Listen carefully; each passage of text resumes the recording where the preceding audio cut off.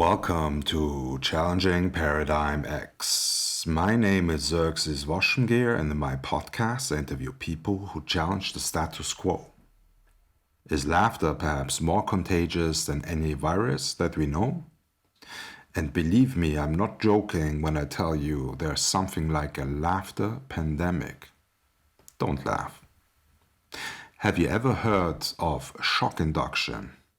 It's a method in hypnosis to catapult people into deep trance on an individual level, but it can also be used to do this with a whole society. Is racist response perhaps often a trauma-triggered reaction to a previous shock induction? Can hypnosis contribute to sexual healing and help the unorgasmed have orgasms? And did you know that we can learn new skills and also heal in our dreams and induce these possibilities through hypnosis? My guest today is Albert Nerenberg.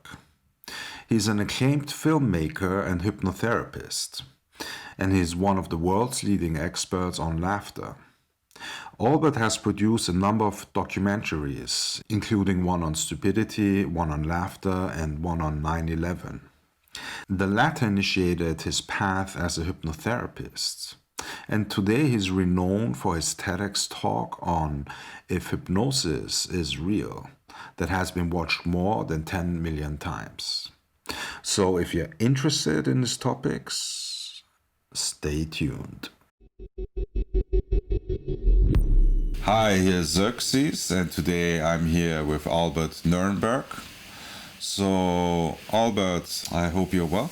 And thank you. Please introduce yourself and tell us who you are, what you do. Sure, it's great to be here. I think one reason why I'm on this podcast is like I've arrived at a moment in my life where I start to recognize that I think in paradigms, perhaps like you, and I think that paradigms are sort of a powerful way of sort of reframing one's existence. And I should explain that I started off in career-wise as a journalist working as a newspaper reporter, then was a feature writer, and I became a filmmaker in a weird way. I was reporting on a conflict in Canada involving Mohawks. So Mohawk are native indigenous people, Indians in Canada, and there was an armed uprising of Mohawks against the police in a particular area, and they turned into a standoff between the Mohawks and the Canadian Army. And myself and a photographer were able to smuggle a camera behind the lines into the Mohawk encampment. At that time, I was a reporter, not a filmmaker, but because I had the only video camera in the situation, I was hired by TV networks all over the world. At that time, it was a big event. It was called the Oka Crisis. And so I became a filmmaker in that experience very quickly. And that's sort of like the story of my life. I have these sort of weird experiences that changed my life dramatically. And then I made a number of documentaries. So I specialize in paradigm ideas. So one of them is a documentary called Stupidity. And it's a documentary I made for television, which suggests that stupidity is a strategy for life that a number of people, particularly in America, use stupidity to their advantage. I think one would assume that we're all trying to be more intelligent, we're all trying to say smarter things, but actually I try to demonstrate that that's not true, that stupidity is far more powerful than intelligence in certain ways, and that there's a kind of active ignorance and stupidity that you see, particularly in American culture. That's probably a result of the class divide, ultimately. So that was the sort of first big documentary I made. And the one that a lot of people know is another documentary called Laughology, which is about laughter. And again, it was a paradigm because it was the first documentary ever made about laughter, which sounds outrageous, but there have been many films about humor, but no one had ever investigated laughter itself, the behavior. And so that opened up a whole world for me. I think laughter is one of the great civilizing forces for not just humans, but for mammals. It's what makes the world a sort of happier, more playful place.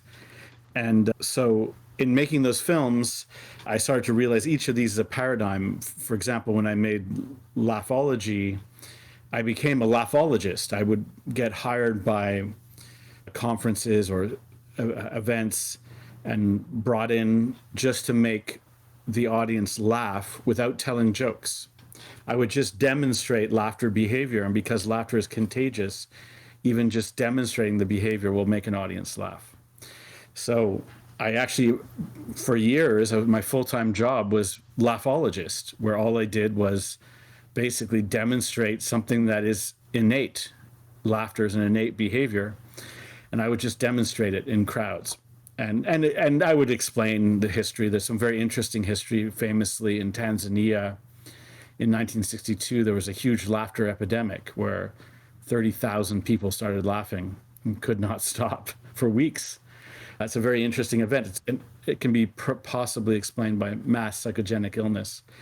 So in the film, we explore a lot of the unusual laughter phenomena, which it turns out the weirdest things about laughter actually we all share in common. The weirdest thing about laughter is how contagious it is. It's probably the most powerful contagious behavior of them all, because when somebody laughs contagiously, they are literally in your brain causing signals to change so that you laugh along with them. You can try to stop it, but it's a very powerful behavior. So as the sort of last paradigm that I think is maybe relevant is as a filmmaker, I actually did a very strange documentary. I was just assigned to do it. I found that there was an interesting pattern of people who had dreams about the events of 9/11, the terrorist event in New York, 2001, before it happened. So a lot of people had very clear dreams where they, let's say, saw planes flying into a building or buildings collapsing, and the dreams were notable enough that they either told somebody, or in the case of people who were seeing therapists, they told their therapist, and the therapist wrote it down, in a book and then when the events happened, there was actually a record where somebody said, I had this exact dream, and I had the dream before it happened. And I had a friend who had that exact dream before it happened, and it was a weird experience because I had kind of made fun of them. They had told me they had this dream about burning buildings and the twin towers and fires, and I had said, wow, that's a kind of weird dream, good thing that hasn't happened. And then the next day it did. So to make a long story short, when I was working on the film, because there was some debate about how people died in the actual event, I watched a lot of footage, terrible footage of what happened to people. And I actually became traumatized. I think I have a previous history of trauma. And when I saw the imagery, I was aware that some of it got completely stuck inside my head, meaning I couldn't think without seeing these pictures. And it gave me a very sort of bad feeling about life and I realized I had developed anxiety. And I happened to just see an ad online where the ad roughly said something along the lines of, do you have obsessive memories that you can't get rid of, or intrusive thoughts? Call this number. So being a bit adventurous, I thought, what do I have to lose? And I called this number, and I actually did not even know what hypnosis was at that time. This is now about 15, 16 years ago. And this guy basically answered the phone, friendly guy, and said, I think I can help you with your problem. And then in half an hour, this problem that I'd had continuously for 6 months, literally pictures I could not get out of my mind, went away. It was immediately cured, and I couldn't believe it. And so after that, I just sort of decided I had to learn how to, I had to learn hypnosis. It took me a few years. And then that opened up a whole avenue.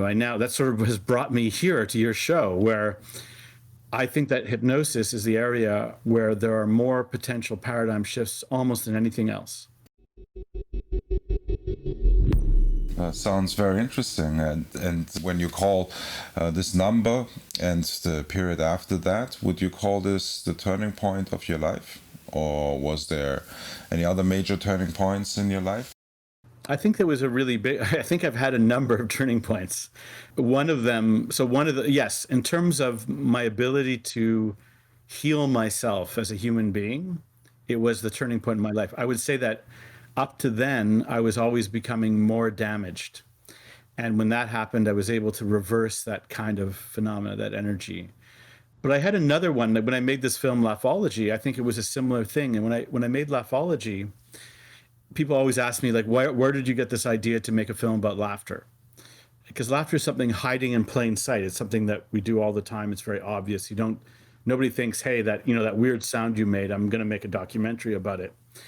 But what happened was interesting is that I was working in television at the time, doing satirical type TV shows that were actually a little bit dangerous. So what we would do is we would take actors and we'd put them into real political situations, usually in Canada or the United States. So we'd have fake actors, and we'd often have actors impersonating the bodyguards of well-known politicians. But the problem was we were too good. And what would happen on one incident where the Prime Minister of Canada had to walk from one basically room outside to another room, and the real police misidentified our actors as if they were another group of policemen. And they ordered our actors to walk, because they wanted to show that they were the more important police. They ordered our fake police to escort the Prime Minister of Canada, through a hallway and out the building. So which means that the only people that were protecting the head of state of our country were these like buffoon actors that were like friends of mine. And so when the police realized what had happened, we were immediately detained and threatened. And, they threatened to confiscate our equipment, to put us in jail. We had endangered people. I mean, they knew that we were not malevolent people. We weren't trying to hurt anybody. We just wanted to tell funny jokes. And after that experience, I remember thinking that I was looking at my life thinking, what am I looking for? Why am I so desperate to get into these sort of dangerous situations, for humor? And I'll tell you the whole story because I think it's funny. You may know of Tom Green, but Tom Green is he's a Canadian, but now Hollywood actor, famous for sort of a shock kind of comedy. And I think what you saw with Tom Green is he always had to push the envelope. If he threw poop on people's faces, he had to go further the next time, And I was reading a magazine about Tom Green on a shoot, driving in a car, and they came across a dead moose on the road. And so Tom Green told his film crew to start filming. He ran out of the car and he stuck his head up the dead moose's ass. This is like a rotting corpse. And I remember thinking, is this where satire has to go? Is this where I have to go? And really in that moment, I had an epiphany because I asked myself, what am I really looking for? In my mind, I thought I was looking for the ultimate joke, right? But the epiphany I had was that the ultimate joke really is laughter. It's not the comedy. It's laughter itself, this common, universal, shared, wonderful behavior that begins in all humans at approximately 1 month, has virtually no exceptions. Humor varies from culture to culture, from person to person. We all laugh the same way. And when I had that epiphany, that was the second big, change in my life. That really changed me. And so I was luckily able to then convince I wasn't wrong in my theory that laughter was hiding in plain sight, because I did a bunch of research and I found out, whoa, no one's ever made a documentary that explores laughter. Tons on humor, none on laughter. And when I did, I realized laughter is like a truly amazing thing. There's an exact mathematical code for how people laugh. You can't mess with the code. If you do, people don't understand you. That it's intensely contagious. Of course, it has health properties, strengthens your immune system. It's an antidepressant. It's free. So that blew the doors wide open for me. So when did you do this documentary? It was 2009, but it's now free online. We made it free for a while. It played in theaters, and then it was like on some TV networks. But I deliberately wanted to make it. It's on YouTube. You can find it there, Laughology. Okay, so it was also after your experience with the hypnotist when you went into. Kind of the same, yeah, around the same time. But later, I started to realize it's only later that I started to take hypnosis more seriously, and I would say it's a different, ball of wax than laughter. It's a whole other game. But yes, yeah. So that those were two big paradigm shifts for me. It's not the humor. It's the laughter. That's a big paradigm for me. Do you see yourself still as a filmmaker, or are you still in filmmaking? Yeah. So I guess you're thinking also in documentaries when you think about things that you process, I suppose. Yeah. So what documentary, even if you might not ever gonna do it, but what documentary are you thinking about right now? I'm always thinking about a few, but like kind of there's a couple I'm working on, but one I've thought about recently is the theory of shock inductions. So I recently did a TEDx in Switzerland. In hypnosis, there's basically two ways to hypnotize people. There's probably more, but two rough styles. One style is you simply sit somebody down with their consent, and you ask them to relax, and then you show them a bunch of behavioral tricks that cause them to relax. One of them is slow breathing. You slow down their pace. Then you create imagery that might be positive. This style is called progressive relaxation, and it's the typical kind of hypnosis that you see if you went to a hypnotherapist. The other kind of hypnosis, which is not well understood, is called either snap inductions or shock inductions. And I think it's worthy of being a film because it is the way by which we are often manipulated culturally. It might be the way that you can, that people start wars, essentially.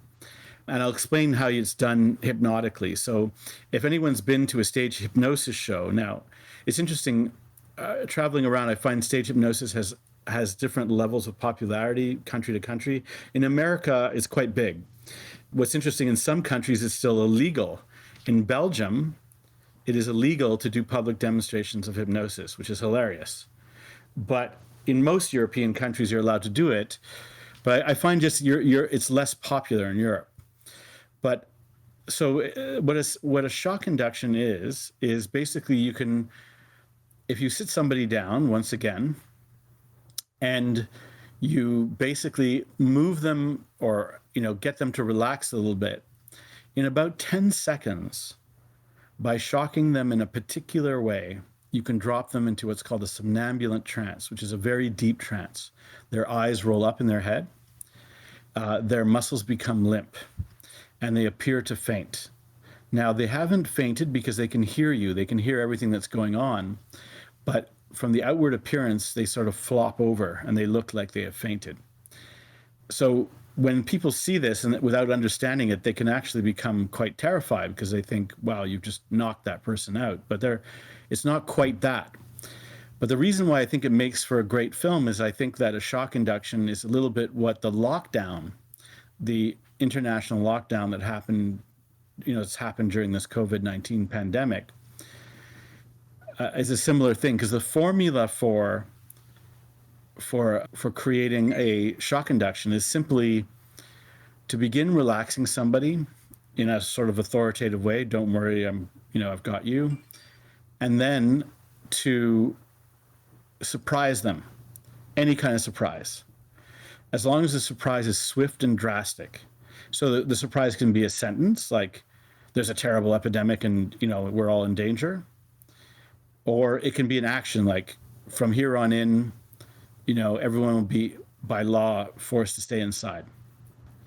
Now, the reason in hypnosis, the reason why we do shock inductions or snap inductions, they're often seen as, if I work as a hypnotherapist, and if I had a client who was very hard to hypnotize, because some people are.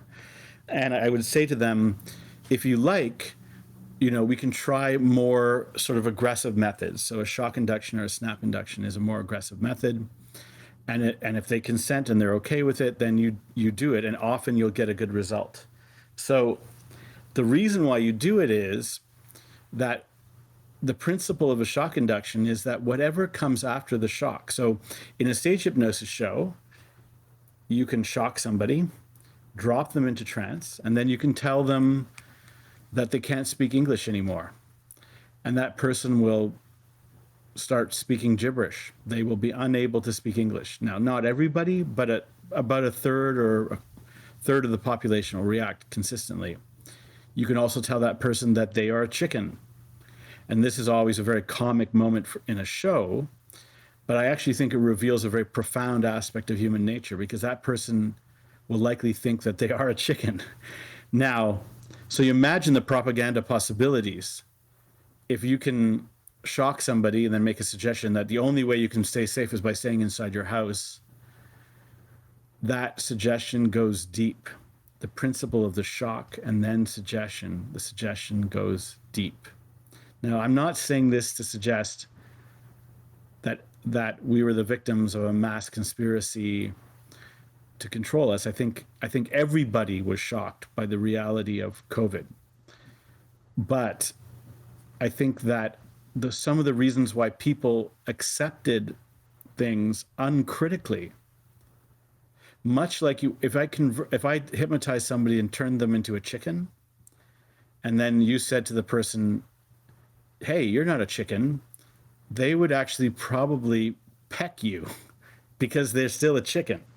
So similarly, when people absorb a suggestion that's given to them through a shock induction, they've taken it deep. Yes, if I don't stay inside, I'm in danger, and I'm endangering everyone else. So I think it would be the reason it needs to be known is that people need to know that these things work. They work on human nature. So that's one of the films I'm working on now. The second one is just one I would like to make. The one I would like to make is that I believe there's a very interesting phenomena. So I did a talk at TEDx Queens, and I think the interesting thing about this talk, is that it's over 10 million views, for a TEDx talk. And people often think it's a TED talk. It's not. It's an obscure TEDx talk. But I often find myself explaining why there's so much interest in this talk. It is entertaining, but there's a lot of entertaining things on YouTube that doesn't explain the numbers. The explanation is that I believe, and I have to explain, I didn't come up with this idea, but I was the first person to sort of publicly explain a working model for hypnosis that actually explains it almost from the top to bottom. And other people have had this idea, but I just I laid it out and then demonstrated it on real people to show that it's true. And I think that's why there's so much interest in that. And I should explain why I think it's significant. So I believe, and I am different from other hypnotists, that I believe that hypnosis is the common inheritance, like laughter. It's the common inheritance of all humanity. And this is important because right now, I think you would probably... May I interrupt you in a second? What does it mean?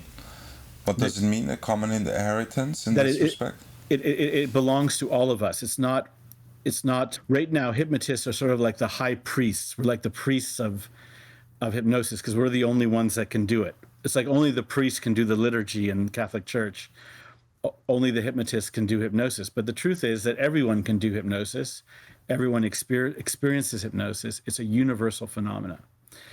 And so this is controversial because, many countries have laws around this. For example, Israel for many years had a law saying only doctors and, officially accepted hypnotists are allowed to perform hypnosis, which is absurd because hypnosis is being performed all the time.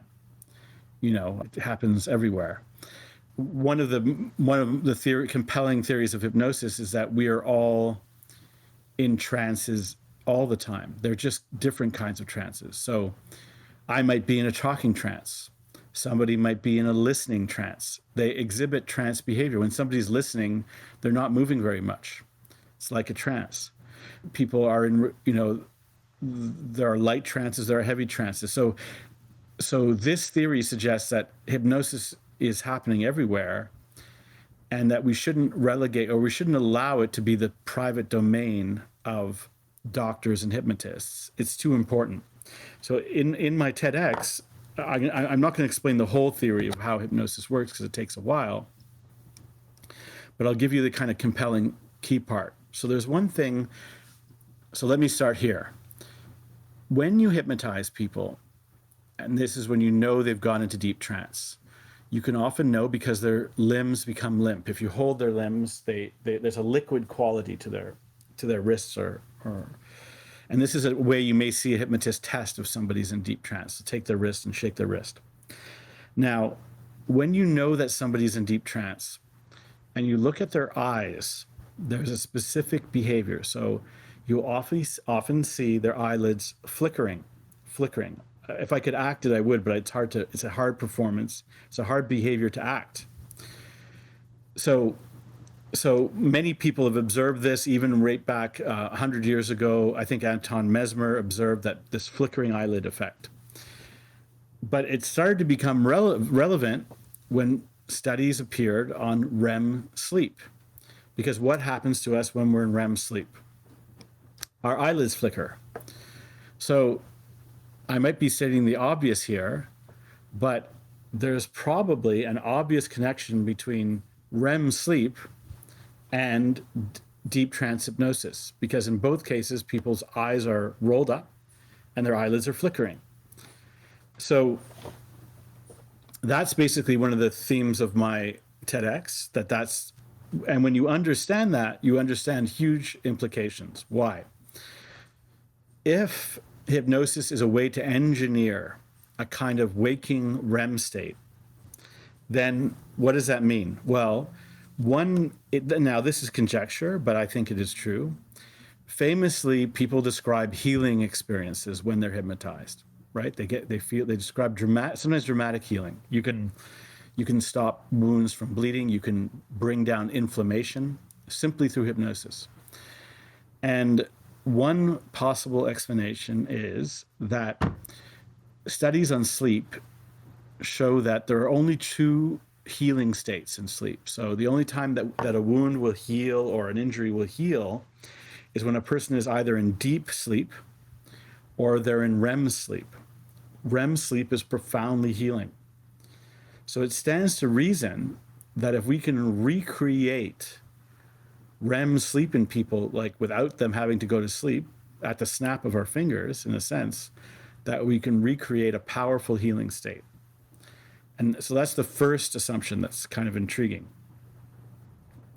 The second assumption, and what I've suggested too, is that I believe, and I usually use Star Trek to explain this, that deep trance hypnosis is a bit like the holodeck in Star Trek. Now, you kind of have to be a Star Trek fan, but do you remember the second Star Trek series?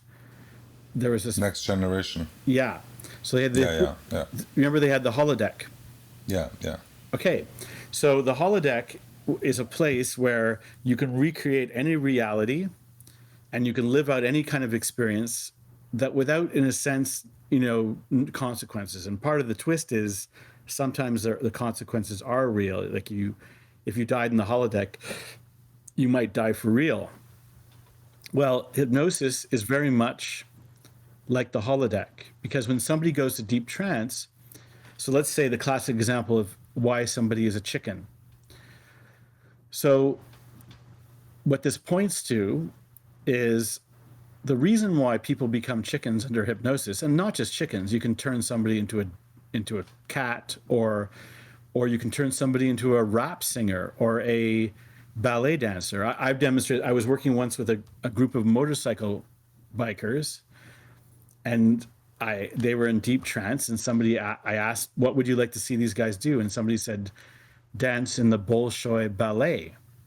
So I took a bunch of bikers and had them dance as if they were ballet dancers. And they were very serious. People fell off their chairs laughing because those bikers became the most serious ballet dancers you've ever seen. So how could this be possible? How could I convince, I'm 5'7", I'm not particularly imposing. How could I convince a bunch of bikers to become very effeminate ballet dancers in a matter of minutes? And convincingly, they danced very seriously. And here's the explanation, which points to another paradigm within hypnosis and the holodeck. So one of the theories of dreaming is that dreaming is an educational process. Like everything that humans do, things have multiple processes. So it's not just educational, it's also depotentiation. But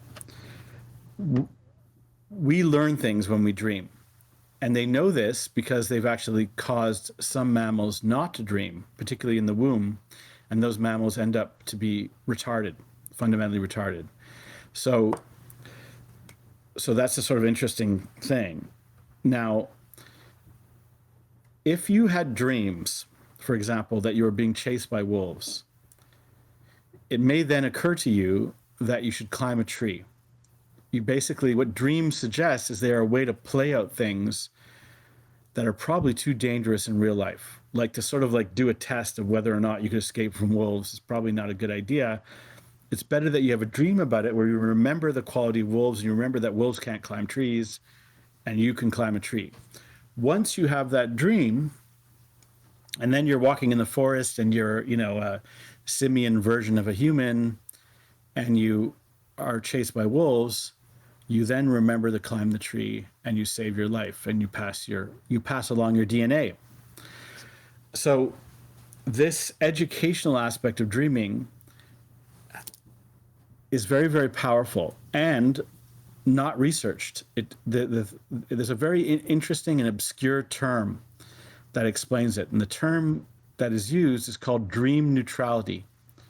And one theory is that right now, the only creatures that have a high level of dream neutrality actually may be humans. I'm not sure about this, but I think it may be true.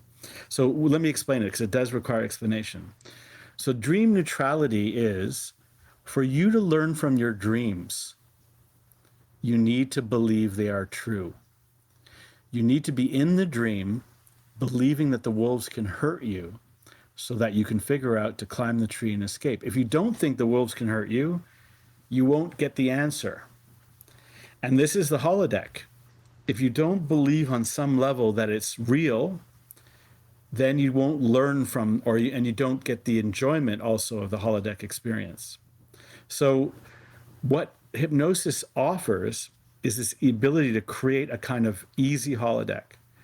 Like I've often done this with groups of people. I take a group of people and they're hypnotized together and I'll have them visit other planets. Now, usually they're just sitting in chairs. I don't want them running around. It's potentially dangerous, but they're just sitting in chairs and you can describe them going to other planets where it's hot, where it's cold. If it's hot, they will sweat. If it's cold, they might shiver. And they have a kind of holodeck experience. Now, if you do it for a show, it all appears to be comedy. But again, it points to this, what I'm interested in is the dream neutrality part. That part to me is intriguing, that it's a much more profound experience. So what's interesting to me, and I'll just finish here, is that you might say, oh, that's an interesting theory that, hypnosis is REM sleep or there's such thing as dream neutrality. But I can tell you that, and it sounds like a conspiracy theory, but it's not. The scientific establishment, the psychological establishment, psychiatric establishment does not agree. I had a group of psychologists contact me and tell me hypnosis is not REM state, is not a waking dream state. It's not true. They were like adamant that I had to stop saying this. But I was like, no, I'm not going to stop saying it. I see it every day. Every day I see people go into REM state hypnosis. So there's a bit of a culture war around this. And the moral of the story is the reason why that TEDx is so interesting is that a lot of people are along the way, already have figured this out or have some understanding of it. And that TEDx was the one place where it sort of, I think, comes together. It's very interesting what you're saying. Something that came up along this, what you were saying now, that shock-induced hypnosis. I was thinking of that the people, they are triggered, like a trauma being triggered, and then they have an overreaction. For example, I don't know, they attack someone or whatever. Could this also be a shock-induced trance type of reaction? Because you would usually say they are not themselves in that situation. Yes. So I would say classically, yes. I think it's a very good example. So a good example would be certain racist responses have a shock. So for example, right now, there's a number of people who are, there's a controversy every week in the United States where usually a white person overreacts to a black person walking into a store or walking in a park. And I think what's not really well understood is that I think these people are legitimately afraid, meaning they may be racist too, but part of the reason they're having this issue is that they see a black person that maybe is too close to them, a black man, and they actually are legitimately feeling fear. They think this person can hurt them, but I think it's a result of what you're describing. So if I show you a bunch of movies, it's a very interesting thing. You know, where a very dramatic example of this is actually the difference between Canada and the United States. So let me explain like an interesting thing. Both Canada and the United States have fairly sizable African or African-derived populations, but there's a big difference. Most black people in the United States are African American. They have a history of through slavery, and most African-derived people in Canada are from the Caribbean because of the history of immigration from the Caribbean. So there are very many different things. And people have noticed that, for example, the crime rate related to, let's say, the black underclass is much lower in Canada than it is in the US, which you might explain, and I hope I'm not an expert in this area, by the history of trauma and slavery that was much stronger in the United States than it was in Canada, and that you have really two different kinds of people. You have African Americans, and then you have more like Afro-Caribbeans that are in Canada. Well, in Canada, you often have a very similar reaction where Canadians will respond to black men fearfully because they watch American television. They watch American TV shows where scary black men mug people, or scary black men jump out of cars and shoot people, where scary black men do these very shocking things that work as shock inductions. Literally, a gunshot is a shock induction. If you hear a gunshot, you will pay very close attention to whatever comes next. So similarly, when you have a bunch of black men shooting guns on TV, you basically make the suggestion that black men are potentially extremely dangerous. And the absurdity is that even though statistics would suggest that, there might be a reality if you walk in rough neighborhoods in the United States, there's a chance you might get mugged, and maybe that mugger might be black. In Canada, there's no reason to think that, or no similar reason to think that. Yet, many Canadians respond that way. And I think it's exactly the process that you described. So you specifically would think it's shock-induced trance, the way you know it from hypnosis. Not just a similar thing, but exactly that. Yes. Well, I would say, again, I started off by saying that hypnosis is not something that just happens at a hypnotist's office, that, trance behaviors are happening all the time. And hypnosis is just a model for understanding them. So, for example, like I often joke that spanking is a shock induction, because literally what you're trying to do when a child is spanked violently, it's a shock, and then there's a moral to the story. Behave better, stop doing what you were doing, and the reason why spanking works is the same reason why shock inductions work. The spank is the shock, and then the moral or the suggestion comes right after. And it's usually there's a story like, be a good child, don't misbehave, spank, spank, spank. I'm recreating a spanking scenario here. But similarly, in wartime, or when wars are declared, classically the war in Iraq was actually a giant shock induction. So, you see this horrible event, it scares the living daylights out of you. So Americans were scared, they saw it. I'm not trivializing any aspect of it, because we know this was a massive and terrible event by human standards. But the effect would be, after a shock induction, the next suggestion that is made becomes powerful.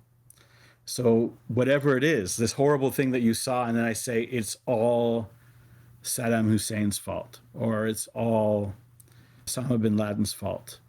At that moment, you will go, yes, it's all Osama bin Laden's fault.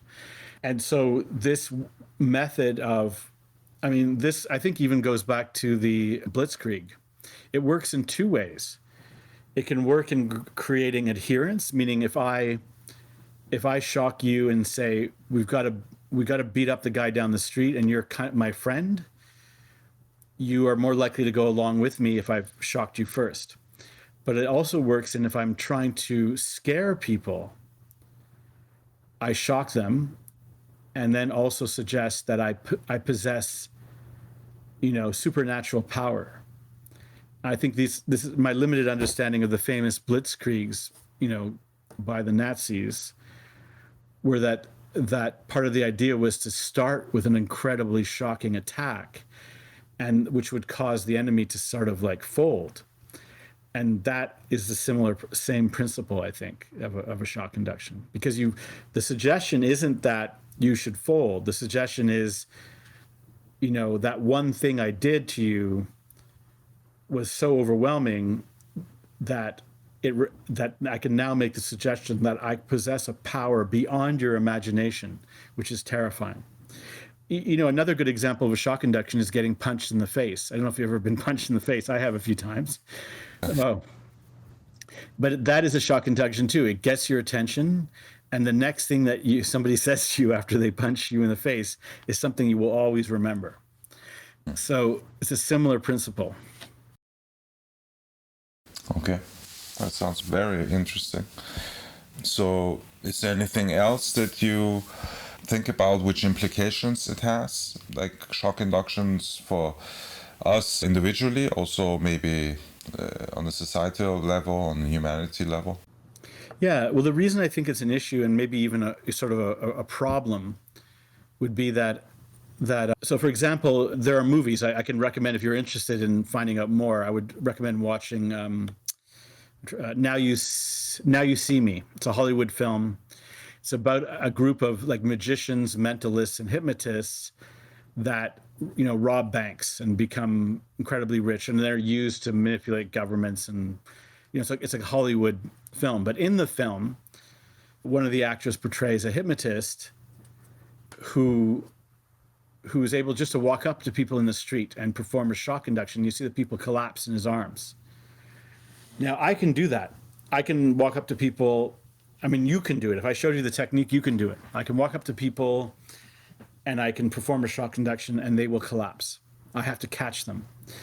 And now they may not stay in that state for long. It's not as dangerous as it seems. When people see this, they're like, oh my God, somebody could just walk up to me, pull my hand, and then I'd fall on the ground. They could take my wallet and run away.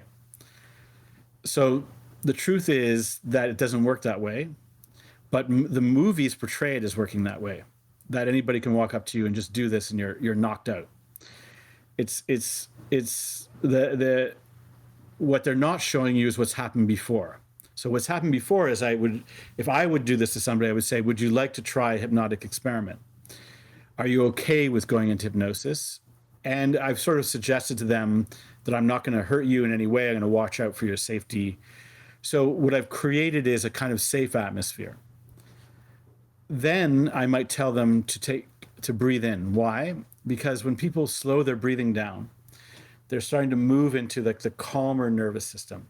So I've set a kind of momentum and tension where I'm suggesting you can go to a calm place. Then I perform the shock induction, and at that point they might drop. Now, so this has implications because my question, I guess I would ask you, or I would ask your audience, is this information that belongs to humanity, or should it be sort of the private purview of hypnotists and maybe people that are interested in mind control? And my feeling is that this belongs to humanity. It's a aspect of human nature. I think it's there for a reason. It's there. I think it has to do, like, the way it originates. A little bit of a hack in an evolutionary in an evolutionary behavior. The hack is that if things in the animal world move very quickly. So if you were being stalked by a tiger, the moment you have to respond is very short, meaning the tiger, you might hear a rustle and then the tiger's on you, right? So we are equipped with a very quick reorientation system. Okay, so that any kind of attack event in nature happens very fast. Famously, snakes and other animals have been designed by evolution to strike so quickly before the animal can respond. So it's something that's out there a lot. And mammals have the ability to reorient really fast. I'm sure this has happened to you. You hear a loud bang and you jump. That's you reorienting.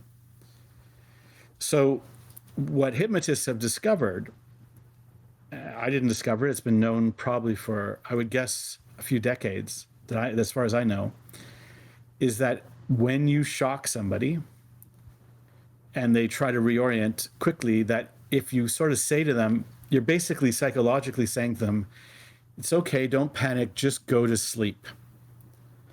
That because that instruction is given to their unconscious mind, not their conscious mind, they often will go straight into sleep. They will go deep into trance. So this phenomena is essentially a hack of a very natural impulse to reorient when you're shocked. But it's been used to control and manipulate people. And I think, it's used regularly to start wars, to rally people to your cause. It's just an effective method of persuasion. It reminds me of I did a documentary on the origins of the death squad. Well, actually, sorry, it was a newspaper article, not a documentary. But my belief is that the concept of the death squad originates in Romania, with the Romanian Iron Guard, which sort of came about, was a sort of a fascist movement, came about at the same time, or rose to prominence with the Nazis. And they actually influenced the Nazis. So one theory is that the Nazis got their idea from the Romanians. So what the Romanian Iron Guard would do is that if you had a political opponent, so if you and I were political opponents, instead of arguing with you, or let's say if the opposition became ferocious, instead of just, let's say, shooting you, what the Iron Guard invented was a system where they would go to their opponent's house, they would kill the person, and they would very violently mangle the corpse, or they would kill them in a terrible way.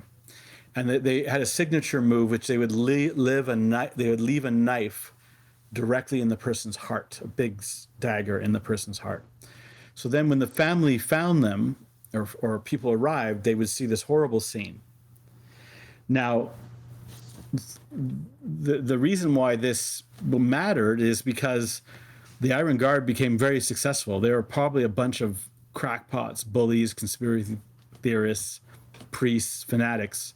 They weren't people that should have a large movement, but they quickly gained a very large movement because they scared the shit out of everybody. And what I think it was, in effect, a shock induction, where they perform an act that is so shocking that people need to recreate another reality. The reality is probably I don't want to challenge these people because that could happen to me, or I'm just going to run away, which is sort of what happened. And the Nazis then developed very similar tactics. Always start with shock and make the shock so crazy. But that's basically the definition of hypnotic suggestion. ISIS did the same thing, cut off someone's head. so crazy and so shocking that your opponents are going to be like, I don't even want to dance. You know, I'm not interested in engaging with you because it's so crazy. And so that principle is still at work, I think, in all those situations. I think it's probably in the CIA manuals and that kind of thing. You know, it's taught, would be my guess. You talked about a lot of different paradigms now. Is there anything else specifically when it comes to challenging paradigms that you would like to share with us? There's just maybe just one that also, I mean, I think hypnosis has, for me, many implications. And I say this sort of as not a hypnotist. You know, it sounds funny to say that, but I say that almost as a journalist. You know, I'm looking at the sort of what's going on and I'm like, wow, this is interesting. So one of the weirdest aspects of hypnosis is actually another side of it. So if you go to a late night hypnosis show in Las Vegas right now, it's just generally where the raciest shows are. At the end of the show, commonly, the hypnotist will say something like, when I snap my fingers, everyone on stage will have an enormous orgasm. And then when you watch, it happens. What you see is like a bunch of people writhing around, and it appears that they are having orgasms. So when you go to these shows, you know, it's usually people that are drunk. People laugh, you know, quite a bit, but I find like nobody really cares about whether this is real or not. And as a kind of nerd myself, I've seen this phenomenon. I saw it maybe 10 years ago. Of course, my reaction was, is this real? Are these people just acting like they're having orgasms, or are they really having orgasms? And so this blows another door wide open. So, of course, I worked with a group of people. I'm interested, obviously, in experimental hypnosis, and it's not hard to do. You can get a group of friends together, and you can just try things. And so I got a group together in Montreal called the Montreal Experimental Trance Group. It's a group of hypnotists, a group of people that are interested in hypnosis, people that are meditators, that kind of thing. And we experimented, and we found out, whoa, put somebody in a particular trance. It's a somnambulant trance, which is not that hard to get. Basically, a quarter of the population can do it easily. And those people can very easily be walked into a huge orgasm in any situation. They can be like, so for example, I did a talk where we filmed a woman who was in front of 12 people at a workshop, you know, having an enormous orgasm. And she certainly didn't mind. It happens with people with their clothes on, obviously with their consent. But the implications are also huge. Let me explain what I think the implications are. So I believe, and this is a project I'm working on right now, that one of the problems with humanity is our sexual codes and cultures are wrong, in that they are often, that most sex behavior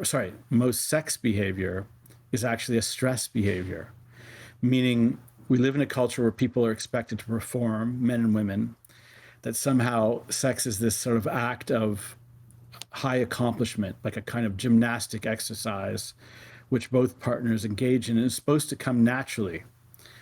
So, which it only does in a number of rare occasions. And the fallout is that most people feel like they're sexually dysfunctional. 10% of women are anorgasmic. 10% of women have never had orgasms. A certain percentage of men have never had orgasms. And I think that this is very easy to fix.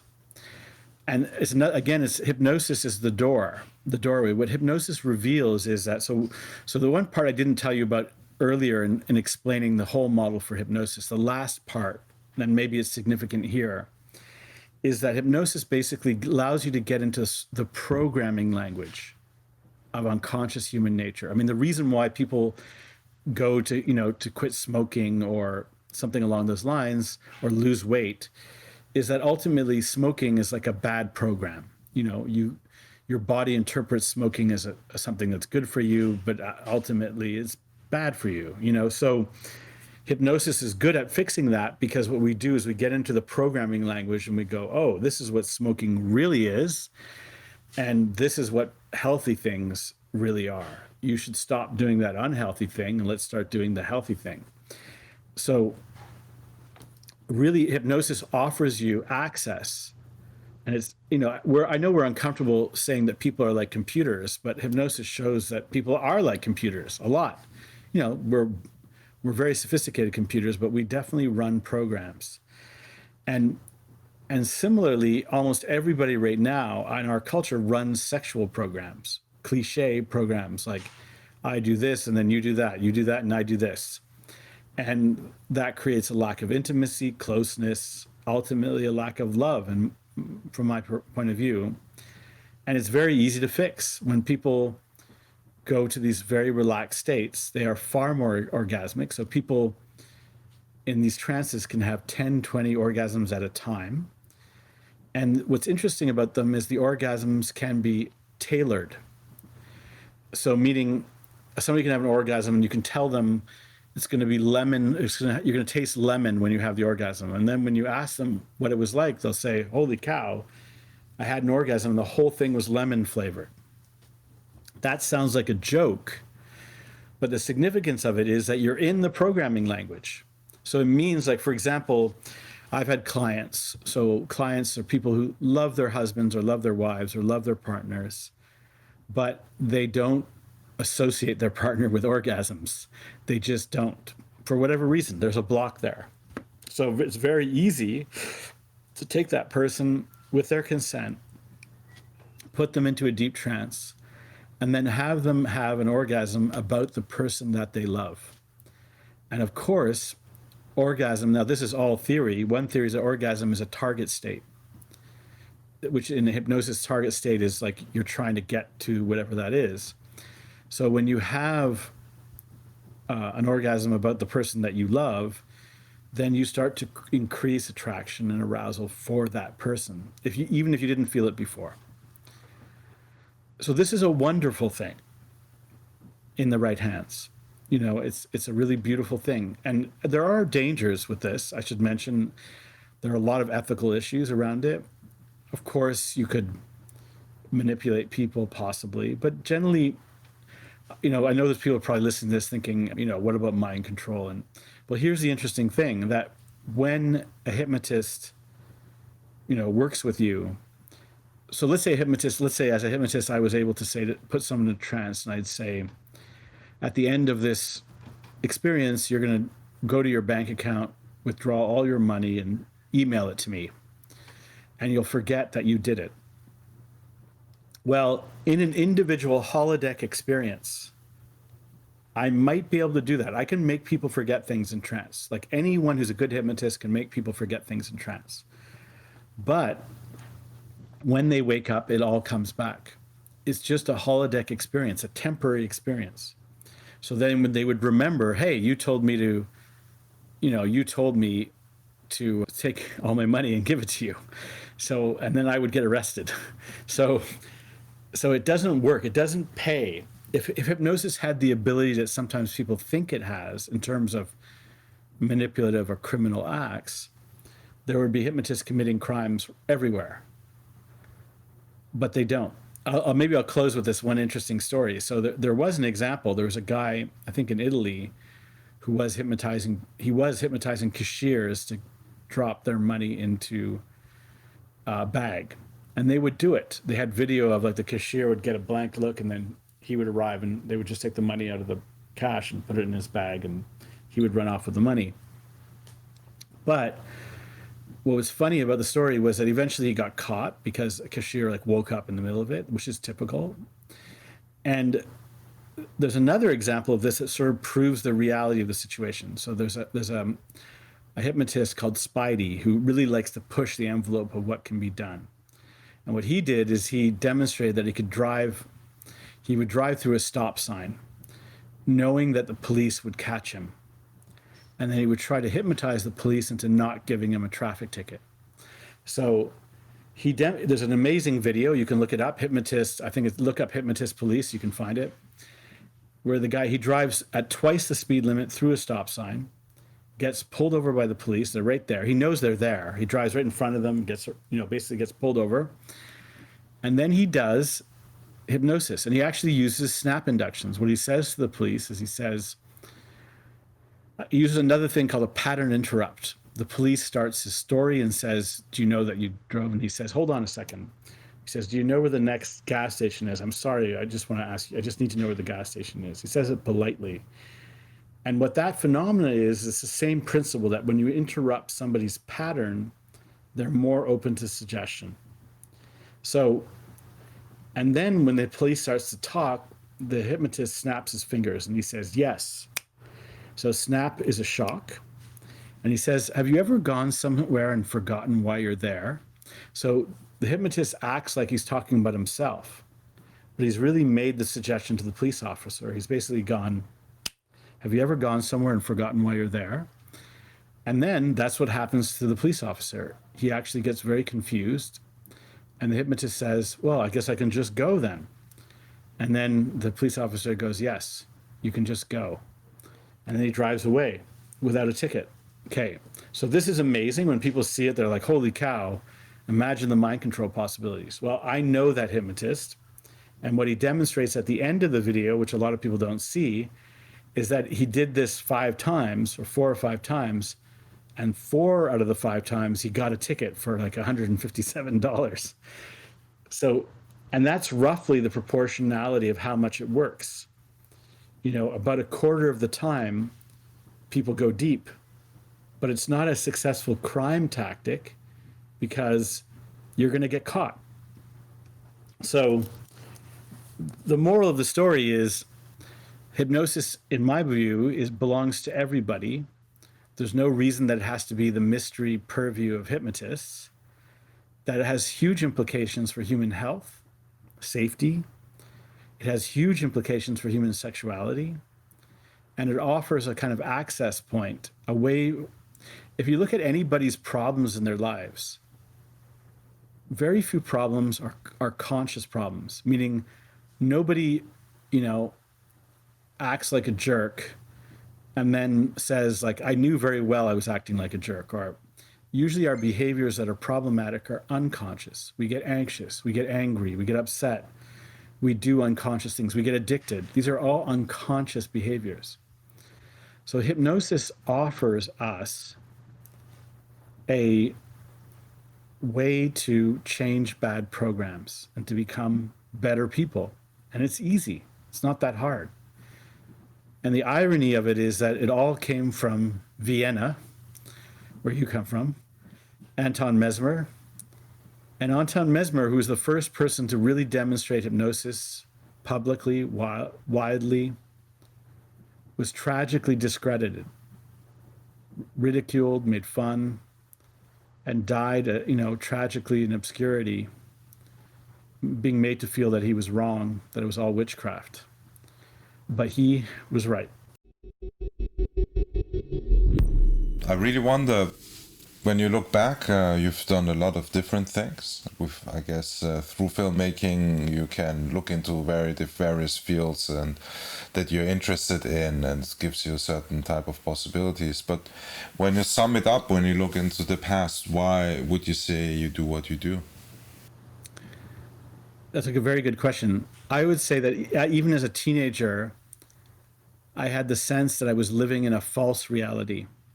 So meaning, like, I remember when I went to high school that it was a little bit like I was in a Walt Disney movie where full of facades.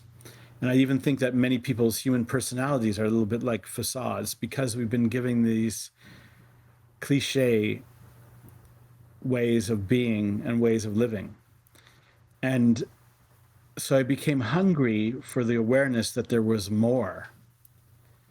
And I really think there is more. I mean, I'm not talking just about hypnosis. I mean, I bet this has happened to you as well, since sort of pursuing paradigm shifts, that you realize, I could go on about ayahuasca. That's a whole other paradigm. Plant medicine, a whole other paradigm. Aliens, a whole other paradigm.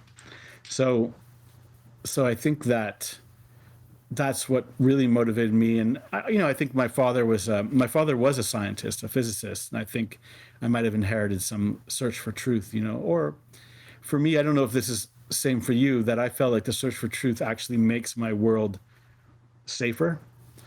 that it should work out to be a better world for me and maybe my people, my family, that kind of thing, if things are known, if things are understood.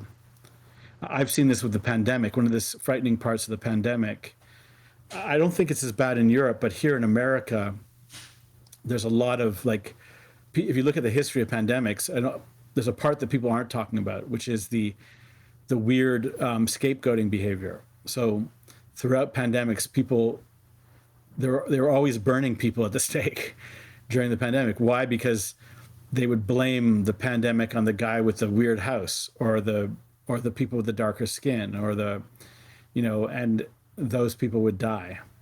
And now it's not that bad now, thankfully, but you do see the similar pattern where always somebody needs to be blamed. The people not wearing masks, the people that are old, the people that are young, somebody's always getting blamed. And I actually think that is part of the pandemic. So the last thing I would say is that us understanding this, what I've also seen is that I've confronted some people I've accused them of using scapegoating behavior. And I actually have seen them correct their behavior right away. They go, yeah, they kind of snap out of it and go, whoa, what was I doing there? And so it's one of the interesting areas where awareness can make a big difference. When you say to people, it's, Black people didn't cause the pandemic, they might go, you're right. I have to think about that. I should stop blaming it on somebody. So it's something, so knowledge really matters.